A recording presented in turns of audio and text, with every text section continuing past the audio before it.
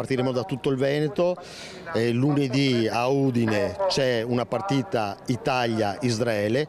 Noi crediamo che sia inaccettabile che in questo momento, di fronte a delle stragi che stanno avvenendo, ci sia una partita di calcio che possa far dimenticare lo sterminio che sta avvenendo sia in Palestina che in Libano. Saranno almeno un centinaio gli attivisti veneti pro-Palestina che partiranno per Udine lunedì, aderendo alla manifestazione nel giorno in cui nel capoluogo friulano si giocherà la partita valida per la Nations League tra Italia e Israele. Noi chiediamo di fermare l'arroganza di uno Stato che crede di essere fuori dalle regole internazionali.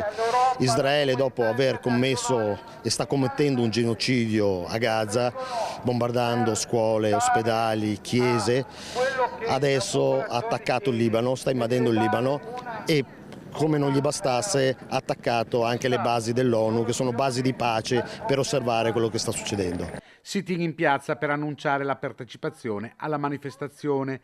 Gli attivisti rifiutano però l'etichetta di antisemiti. La loro protesta è contro il governo dello Stato di Israele, dicono. Noi non siamo assolutamente antisemiti, siamo contro lo Stato di Israele, siamo contro uno Stato sionista che applica l'apartheid. Nelle nostre fila non ci sono persone antisemite perché i palestinesi stessi sono di origine semita, pertanto è un'assurdità dire che i palestinesi siano antisemiti.